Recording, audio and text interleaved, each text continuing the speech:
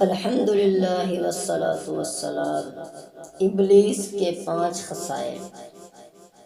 ابو محمد مروزی رحمۃ اللہ علیہ ایک مشہور بزرگ گزرے ہیں، فرماتے ہیں کہ ابلیس 5 خصائل کی وجہ سے بدبخت ہوا۔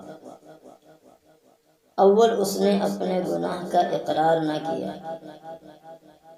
نمبر 2، گناہ پر نادم بھی نہ ہوا۔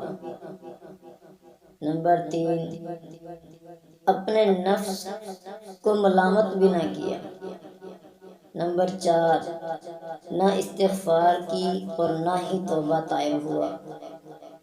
نمبر 5، اللہ تعالیٰ کی رحمت سے نا امید ہو گیا۔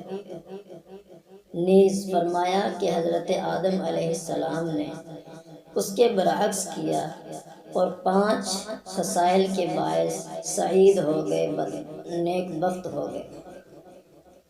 نمبر 1، انہوں نے اپنے گناہ کا اقرار کیا۔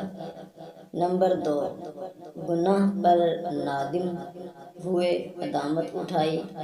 نمبر 3، اپنے نفس کو خوب ملامت کیا۔ نمبر 4، اور فی الفور یعنی فوری توبہ کی۔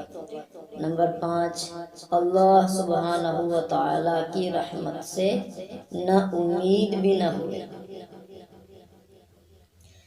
تو یہ ہیں 5 خصلتیں شیطان کی اور 5 اچھی خصلتیں حضرت آدم علیہ السلام کی، کہ 5 باتوں نے شیطان کو شیطان بنا دیا اور 5 ہی باتوں نے حضرت آدم علیہ السلام کو عزت کی چوٹیوں پر پہنچا دیا۔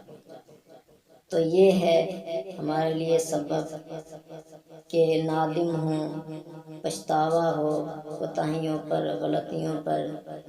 گناہ کر کے استغفار توبہ نہ کرنا یہ شیطان کا شیوا ہے، اور گناہ کر کے غلطی ہو جائے، کوتاہی ہو جائے، اللہ کی نافرمانی ہو جائے، فوری توبہ کرنا یہ حضرت آدم علیہ السلام کا شیوا ہے۔